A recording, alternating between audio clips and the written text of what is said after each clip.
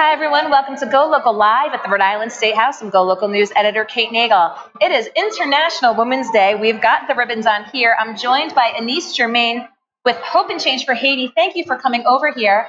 You're about to go on, talk about the importance of today and the importance of women's rights and equality, particularly in Haiti. Tell viewers what you're going to be talking about today.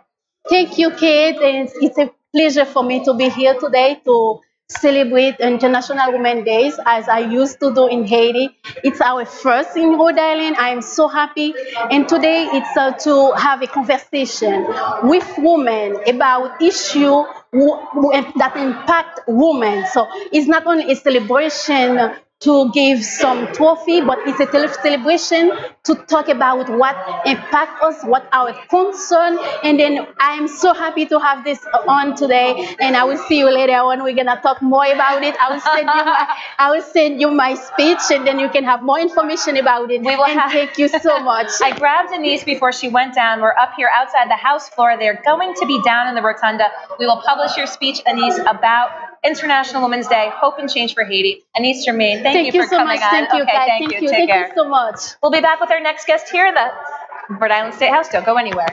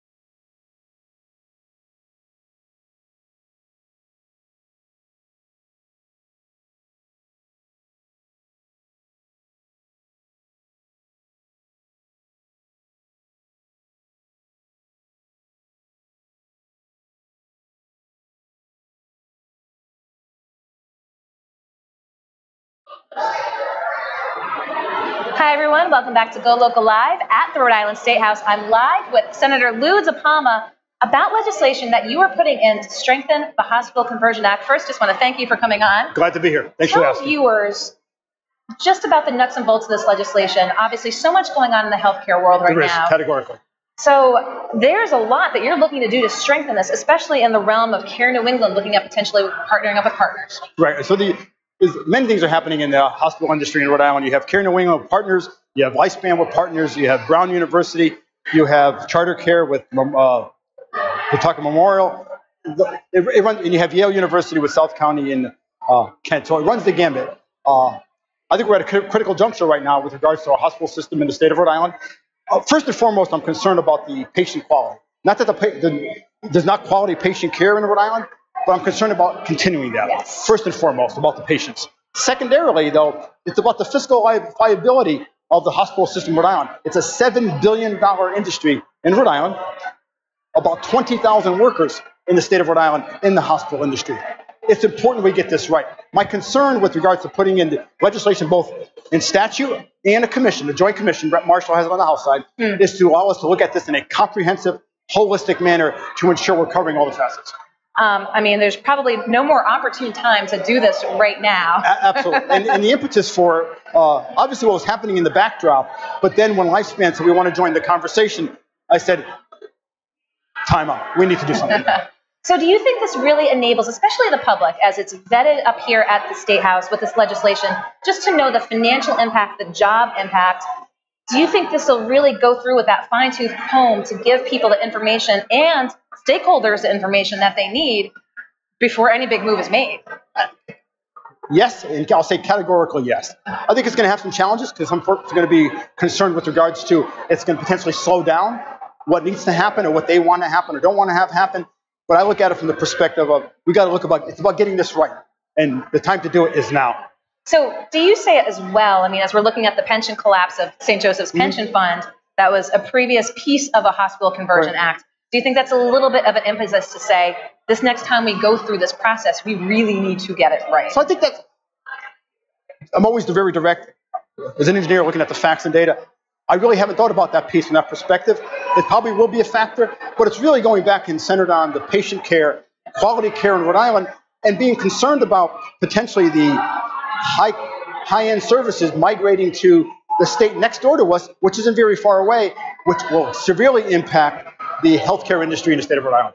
Do we think, I mean, we know that Partners is in conversations with Care New England. They're in that sort of special agreement. We have been hearing from Brown that they have concerns about where they're at. Will they be part of the conversation? Everybody will be part of the conversation. I believe Yale needs to be a part of the conversation. The folks in California will be a part of the conversation with Prospect Charter Care. We need to have everybody at the table and looking at what you'll see two pieces being introduced. Both the commission's already been introduced, it hasn't shown up online yet. Okay. And the piece of legislation will be introduced once we verify the language is in there. But it brings us a holistic group together, including the critical piece, Hospital Association of Rhode Island, the Medical Association, you name it. All those folks have to be at the table. And you're introducing the legislation. If you talk to colleagues, do you expect this to go through and move forward with the process with getting all these facts that we need? So I'm always a positive, optimistic person. I think, yes, my job is to make the case. The case needs to be made by all those involved about why this is important. And if there are concerns, how do we ameliorate and mitigate those risks and concerns to ensure we get this right? And the time to act is now, especially with what's happening. And people ask about that. Again, that big picture look at healthcare. Is this really filling that role, filling that sort of void right now to be the place where, again, all these questions are going to be asked and the data is going to be asked for? So I think it's an initial step. Okay. The piece that's missing, what I hope the commission will look at, and I've had a resolution I put forward last year, is we need a statewide healthcare hospital plan. We don't have one. No. I believe the last one we have one, I have it in my other car, in the back of my car, and I got it from somebody. It was typed. It wasn't even on a computer. It was back in the late 80s, early 90s back then. We need a statewide hospital plan that says, here's where we are. So it's a case of what's the current state, what's the future state, and then what's the path to get there. Does this legislation lead to a hospital plan? I think it will. I think it's going to be the catalyst for when the group meets.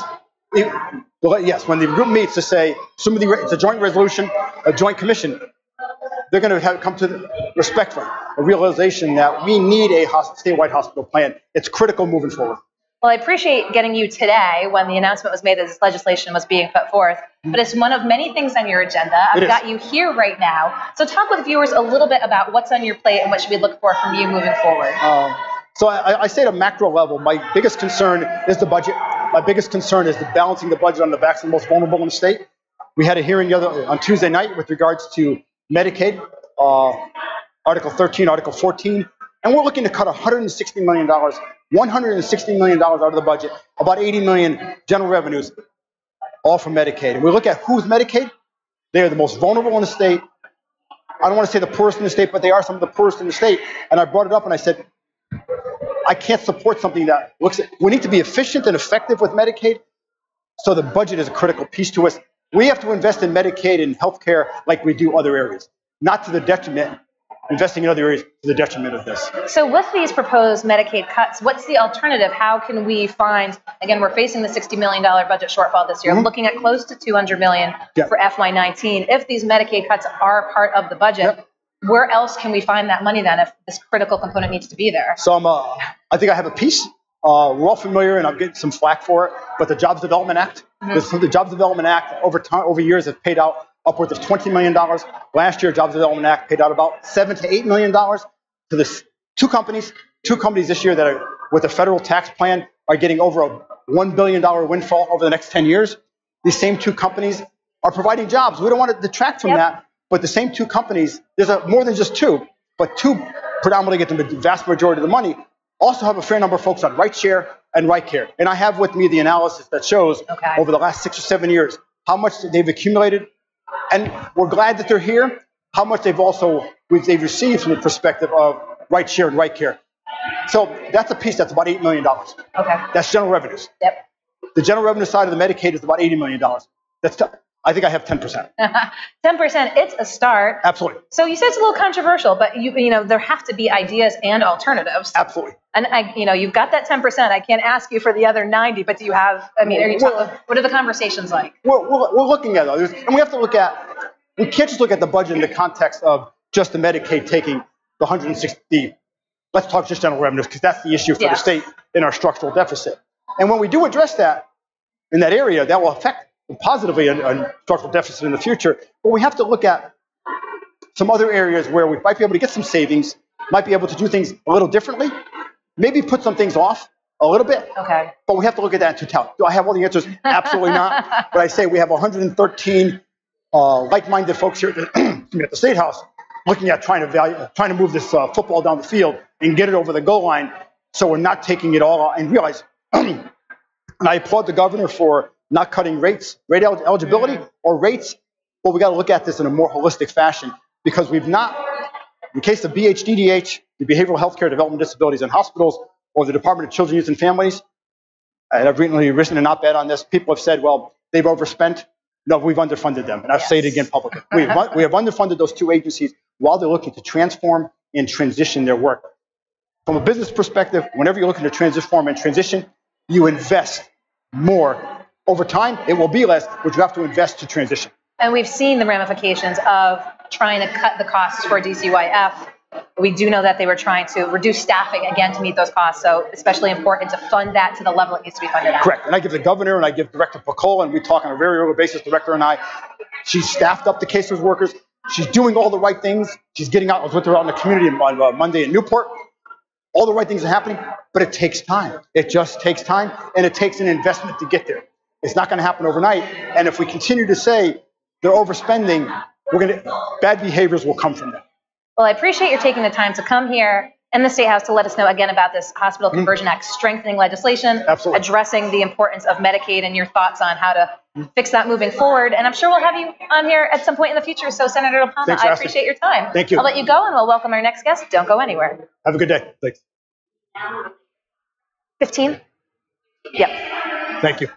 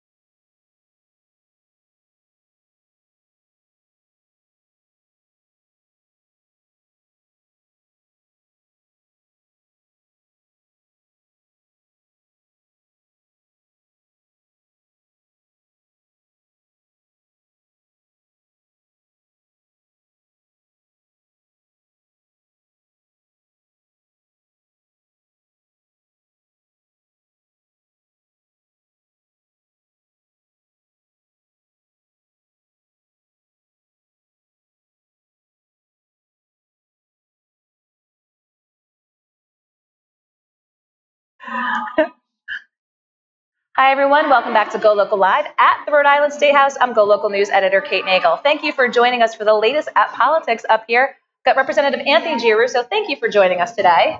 Nice to be here. Thank you for having me. You've had quite the week talking about something that you've had in the works even before we've seen what's been happening in Providence with speed cameras. You've got legislation statewide looking at speed cameras, red light cameras, and saying how much of a tax on the citizens they are. It is a big attack. And really what happened was when my son he's 20 years old now. Next week he'll be 20.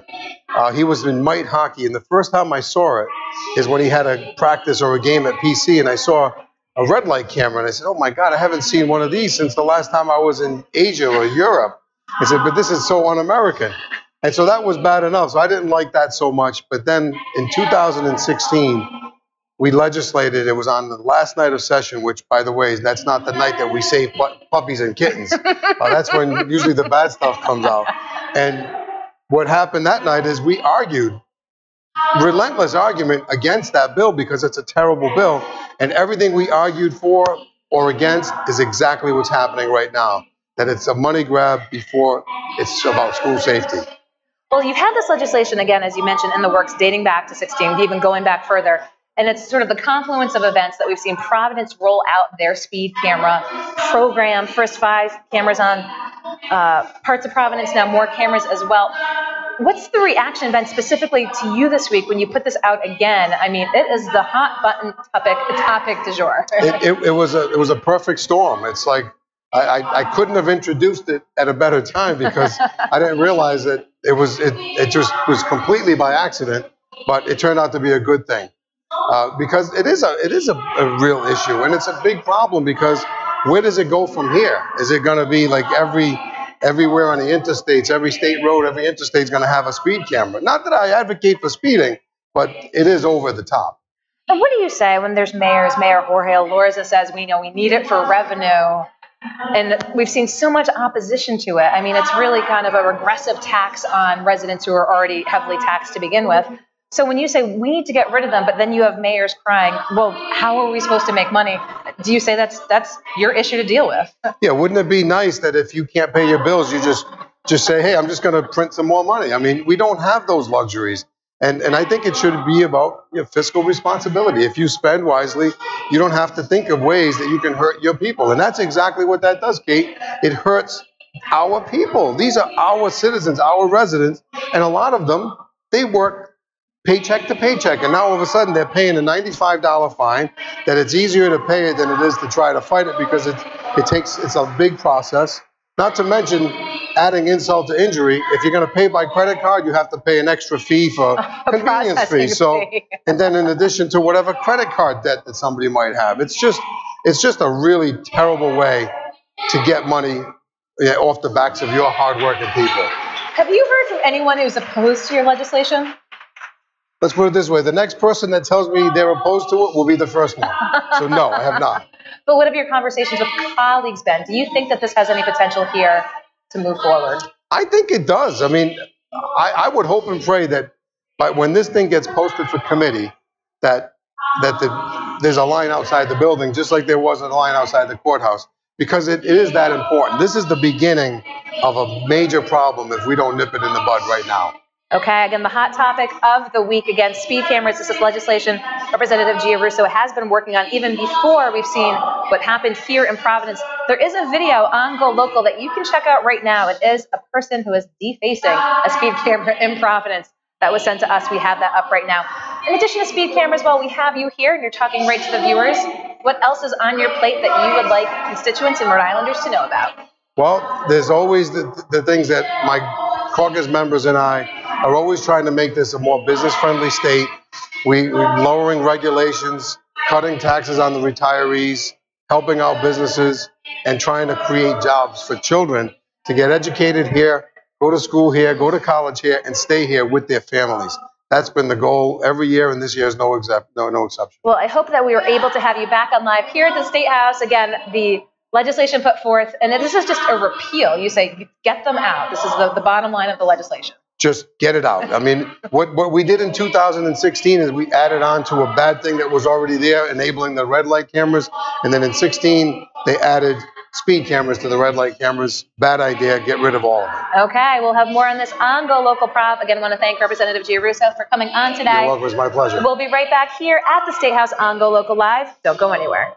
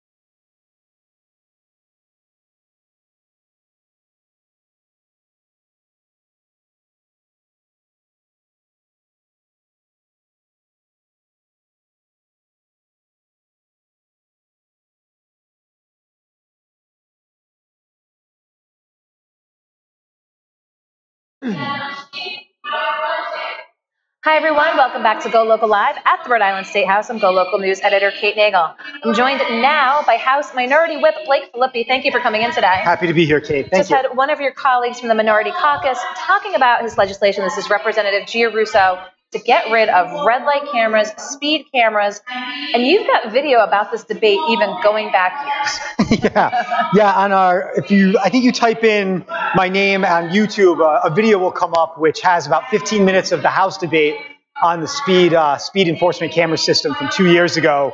And I urge everyone to watch it because we predicted a lot of the problems that we're facing now. Unfortunately, we predicted what happened. Do you think that the rollout in Providence has really compounded this issue? Folks have seen cameras all across the state, but we've seen since beginning of February, 5 cameras, now 11 in Providence. Just the sheer number of tickets.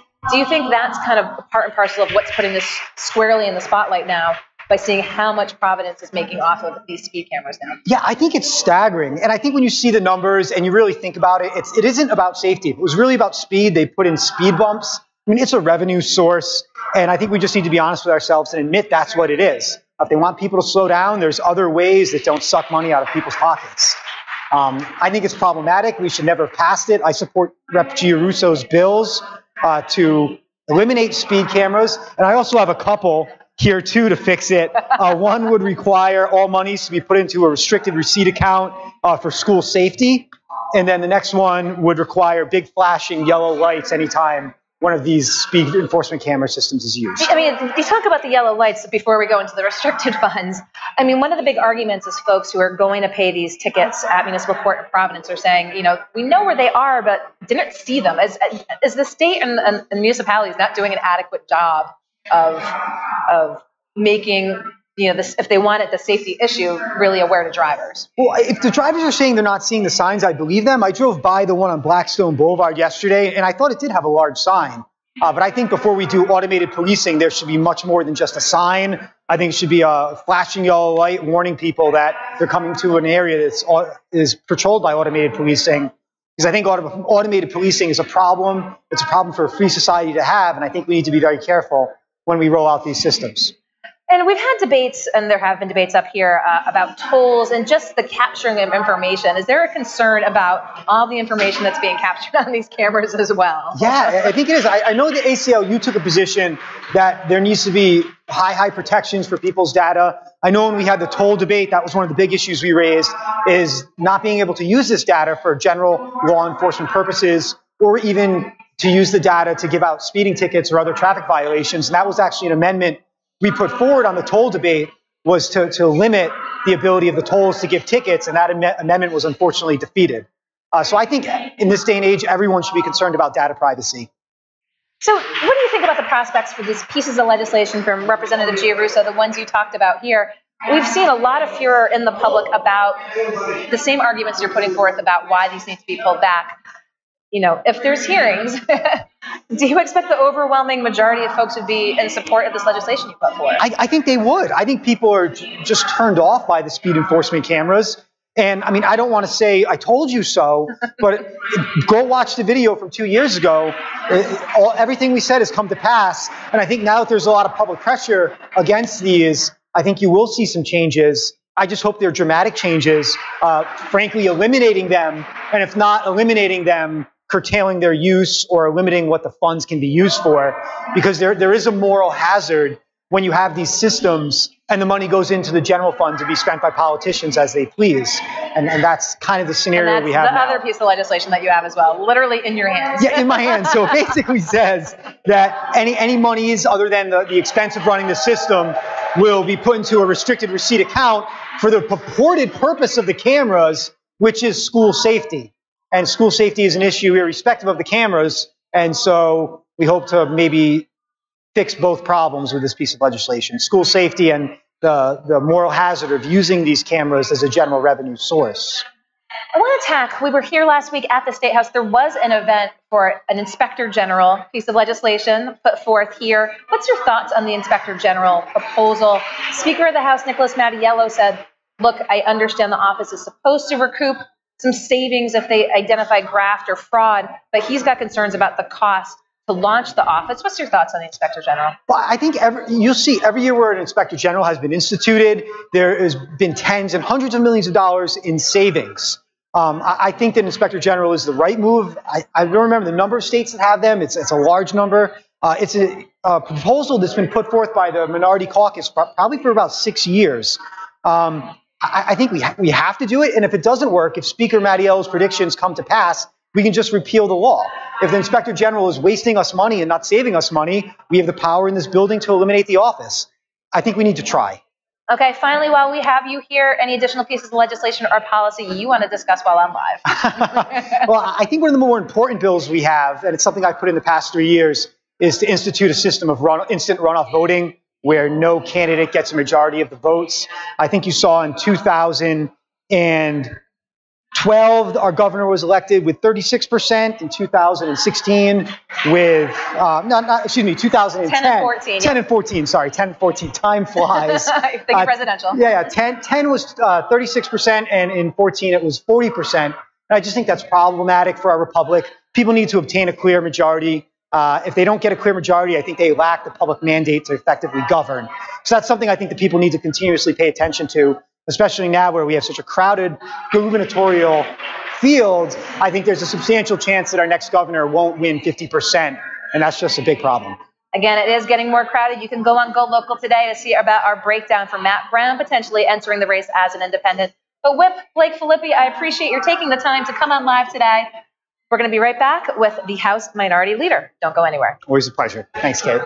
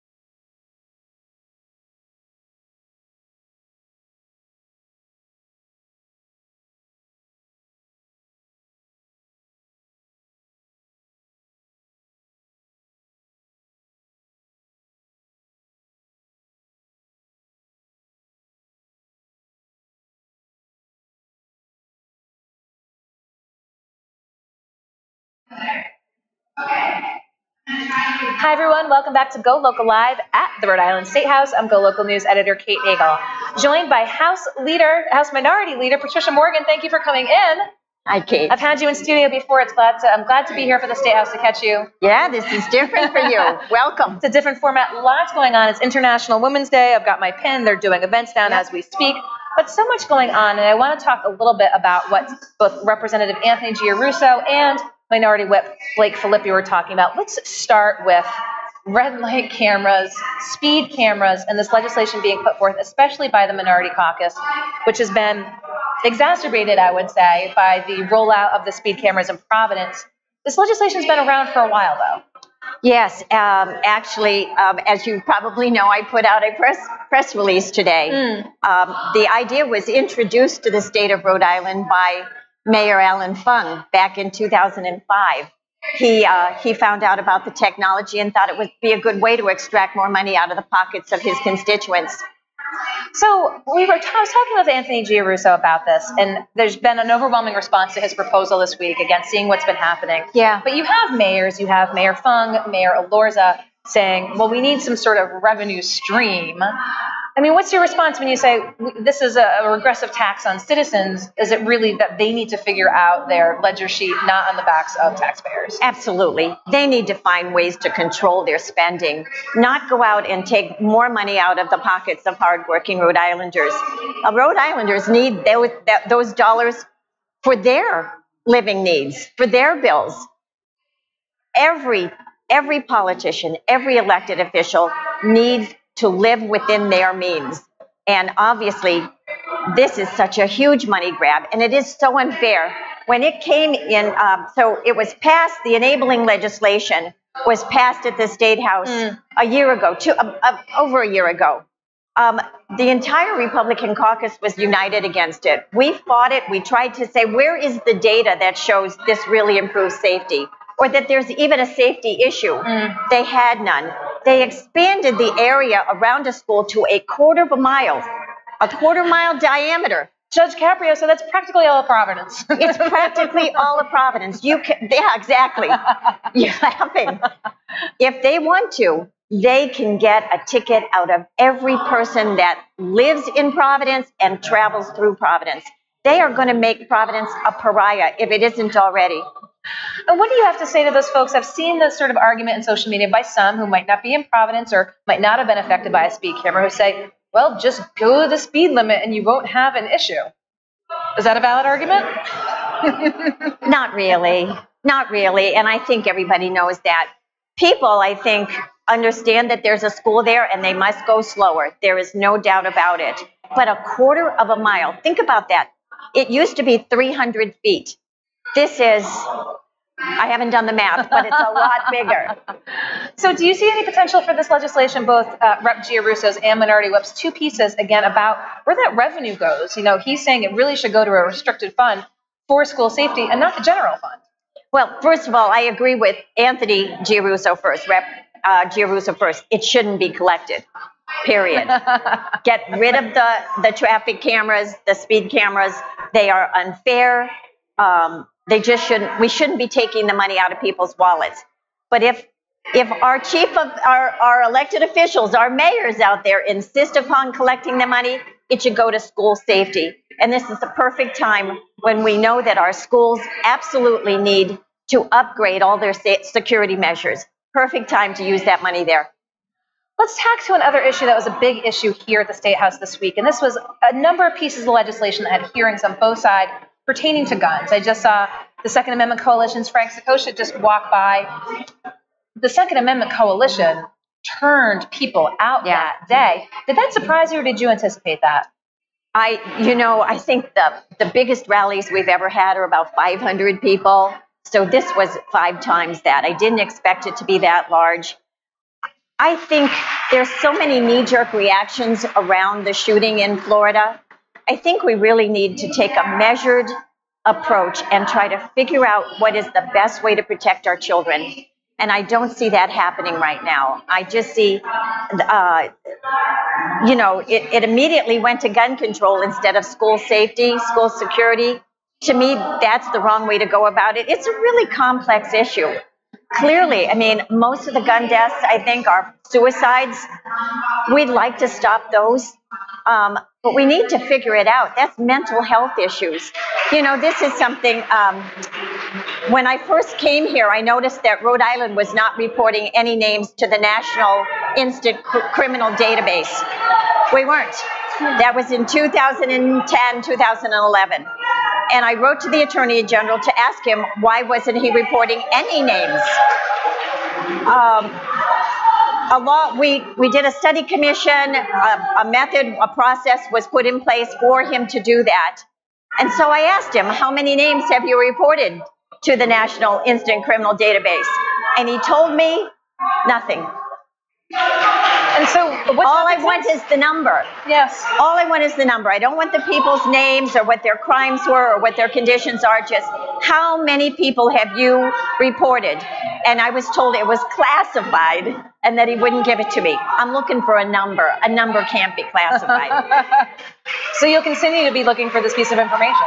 Yep. I put in a request for access to public documents. I'm also filing a FOIA request with the FBI. I want to know, is Rhode Island really taking the measures to make the process safer? I want everybody in Rhode Island to be safe. That instant criminal database is one part of it. Is there potential for bipartisan agreement on some measures that need to be taken? I did have Representative Greg Amore in a couple weeks ago about, he's got a proposal to get more school safety officers in schools, and then also providing reimbursements for schools as they go, this construction money that the governor's put forth to rehabilitate the schools, for additional enforcement measures. Is there middle ground that can be worked on here to strengthen the schools? I think there is. When I look at putting school safety officers in buildings, though, very, very expensive. They're very expensive. I don't know if it's the right thing to do. It's the right safety measure. Maybe it's bulletproof glass. I don't know. Maybe it's automatic locks, sealed vestibules. I don't know, but I think we need to take a breath, go out and get the experts and figure out what the best safety measures are, because having a security office in every school, it's really expensive and probably not the best use of our money. And we've probably seen the conversation die down a little bit about arming of teachers, but we saw it happen in Florida. I mean, could there be potential here in Rhode Island? Again, I think we need to study that. Remember, that high school had a guard. And I think he let the people down. He let those children down. I'm not sure. I want to hear from experts, and I haven't. Okay. I want to hear if a teacher volunteers, what kind of training would they have to go to? What kind of continued training would they have to have? Where would they keep the gun? How would they keep the gun out of perpetrators' hands? All those kinds of things. I think we all want to do something. We want to keep our children safe. We have to figure out what the best method is. A lot going on here at the State House. You might be able to hear the International Women's Day. They are rallying. So, I have been a volunteer for the Women's Democracy Network all around the world, and I'm a big supporter of International Women's Day. It is a way for us to actually, I think, spread the freedoms we have as women here in the United States to other countries and help empower women. We did kick off the show today with Anise Germain with Hope and Change for Haiti. It's a big component of the rally that's going on right now, so exactly what you talked to. So between speed cameras, between gun rallies, between the International Women's Day, what else is on your plate this week that you want viewers to know about? Oh, geez. I'm just really, really busy. What's on my plate? I mean, I can tell you as a caucus, we're united against these cameras. I think that's been really out there. We are really trying to find ways to make life easier for Rhode Islanders. So we have put in pieces of legislation. Our overarching theme this year was retire in Rhode Island. What does that mean? That means that if you grow here and you work here, you should be able to retire here. That the cost of living isn't so high that it chases you out of Rhode Island. One of the saddest things when I walk door to door is when I come to a house and they tell me, as soon as I retire, I'm leaving Rhode Island. That's not what I want to hear. I want people who have all their associations of life here, their house here, their friends, their family. I want them to be able to stay here. So what are the particular pieces, because I'm sure this is multifaceted, what do you think is the most potential this year, that there might be some common ground that folks can work across the aisle on, that you see of having a chance for success? That's always a hard question to figure out. Representative Quattrochi, so one of the items in our cost of living obviously is our property taxes. We have the 8th highest property taxes in the country, which is high. Representative Quattrochi has put in a bill for a study commission. Actually, it's already been enabled. He's going to have a study commission on how to do more recycling from multi-unit dwellings, so apartment buildings, condo complexes. I don't know if your viewers know, our tipping fees have doubled or gone up 50%. 50% this year. That's a lot in the bottom lines of cities. We want to figure out how to keep that from happening. We need to pull down the costs to cities and towns. Yes. And he's going to try to figure it out. Okay. So that might be a place where we get some common ground. An interesting facet to look for moving forward here at the State House. Well, I appreciate your taking the time on a busy day to come and talk about some of the hot button issues. I'm sure we'll talk with you soon. Plenty going on in this political season, this General Assembly session. So, House Minority Leader Patricia Morgan, thank you for coming on today. Thanks for having me, Kate. I'll let you go off. Okay. Okay, thank you. Okay, everyone, that just about wraps up another GoLocal Live session here at the Rhode Island State House, getting the latest on news and politics, kicking off with Anise Germain with Hope and Change for Haiti. You might be able to hear in the background, it is International Women's Day. They are in the rotunda. Was glad to have her on, and her perspective. We'll have that speech for you shortly. Senator Lou DePalma kicked off. He is, along with Representative Marshall, introducing legislation to tighten up the Hospital Conversion Act from a number of facets, as there's a lot moving in the healthcare arena in Rhode Island. He's also addressing Medicaid cuts as well.